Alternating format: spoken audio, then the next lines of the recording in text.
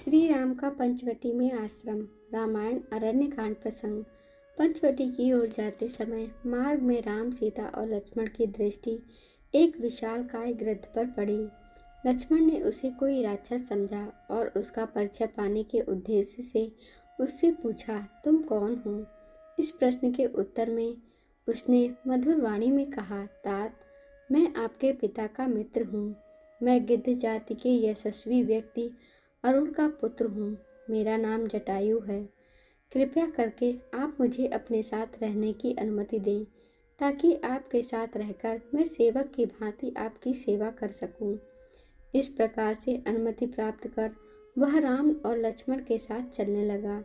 पंचवटी पहुंचने पर राम ने लक्ष्मण से कहा, सौम्य, महर्षि अगस्त्य ने हमें जिस स्थान का परिचय दिया था वहां हम पहुंच चुके हैं। यही पंचवटी प्रदेश है। सामने गोदावरी नदी भी प्रवाहित हो रही है।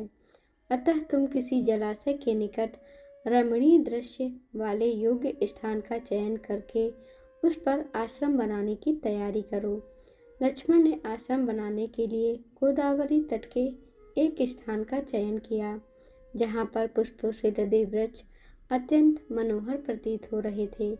वह स्थान चारों तरफ से पुष्पों और लताओं से युक्त साल, ताल, तमाल, खजूर, कटहल, आम, अशोक, तिलक, केवड़ा, चंपा, चंदन, पलाश आदि वृक्षों से घिरा हुआ था। निकट ही गोदावरी नदी प्रवाहित हो रही थी, जिसमें हंस आदि पक्षी विचर रहे थे। चकवे उसकी शोभा बढ़ा रहे थे और पानी पीने के लिए आए हुए मृगों के झुंड उसके तट पर छाए रहते थे। लक्ष्मण ने वहां पर लकड़ियों तथा घास फूस की सहायता से शीघ्रतापूर्वक एक कुटिया का निर्माण कर लिया।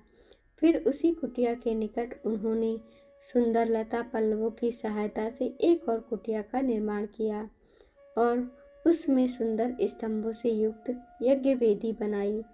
उसके बाद उन्होंने दोनों कुटिया को घेरते हुए चारों ओर कांटों की बाड़ लगा दी। इस प्रकार आश्रम का निर्माण कर लेने के पश्चात लक्ष्मण ने राम और सीता को बुलाकर आश्रम का निरीक्षण कराया। वे इस सुंदर आश्रम को देखकर अत्यंत प्रसन्न हुए। लक्ष्मण की सराहना करते हुए राम बोले, लक्ष्मण, तुमने तो इस दुर्गम वन में भी राजप्रसाद जैसी सुविधाजनक निवास बना दिया है। तुम्हारे कारण तो मैंने वन में भी घर से अधिक सुख सुविधा प्राप्त हो रही है। फिर उन दोनों के साथ बैठकर राम ने यज्ञ कुटीर में हवन किया। वे वहां सुखपूर्वक रहने लगे और लक्ष्मण दत्तचित्त होकर उन दोनों की सेवा करने लगे। इस प्रकार वहां पर शरद ऋतु के 2 मास सुखपूर्वक व्यतीत हो गए। अब हेमंत ऋतु का आगमन हो चुका था। एक दिन प्रातः बेला में राम सीता के साथ गोदावरी में स्नान करने के लिए जा रहे थे। लक्ष्मण उनके पीछे पीछे घड़ा उठाए चल रहे थे। सरिता के तट पर पहुंचने पर लक्ष्मण को ध्यान आया कि हेमंत ऋतु रामचंद्र जी की सबसे प्रिय ऋतु रही है। वे तट पर घड़े को रखकर बोले, भैया, यह वही हेमंत काल है जो आपको सर्वाधिक प्रिय रही है। आप इस ऋतु को वर्ष का आभूषण कहा करते थे। अब शीत अपने चरम अवस्था में पहुंच चुकी है। सूर्य की किरणों का स्पर्श प्रिय लगने लगा है। पृथ्वी अन्नपूर्णा बन गई है। गौरस की नदियां बहने लगी हैं। राजा महाराजा अपनी अपनी चतुरंगनी सेना लेकर शत्रुओं को पराजित करने के लिए निकल पड़े हैं। सूर्य के दक्षिणायन हो जाने के कारण उत्तर दिशा की शोभा समाप्त हो गई है। अग्नि की ऊष्मा प्रिय लगने लगी है। रात्रियां हिम जैसी शीतल हो गई हैं। जौ और गेहूं से भरे खेतों में ओस के बिंदु मोतियों की भांति चमक रहे हैं। ओस के जल से भीगी हुई रेत पैरों को घायल कर रही है। उधर भैया भरत अयोध्या में रहते हुए भी वनवासी का जीवन व्यतीत करते हुए शीतल भूमि पर शयन करते होंगे। वे भी सब प्रकार के ऐश्वर्यों को त्याग कर आपकी भांति त्याग एवं कष्टों का जीवन व्यतीत कर रहे होंगे। हे तात, विद्वजन कहते हैं कि मनुष्य का स्वभाव उसकी माता के अनुकूल होता है, पिता के नहीं। किंतु भरत ने इस कथन को मिथ्या सिद्ध कर दिया है।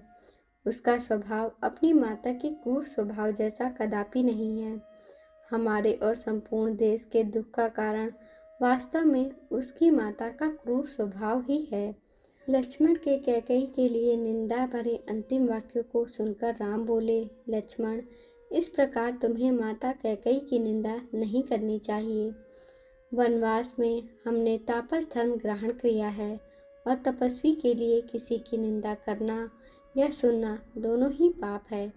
कैकेयी जैसे ही भरत की माता हैं, वैसे ही हमारी भी माता हैं।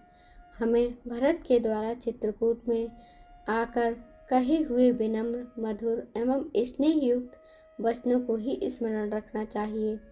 मैं तो हम चारों भाइयों के पुनः प्रेम पूर्वक मिलन वाले दिन की व्यग्रता से प्रतीक्षा कर रहा हूँ।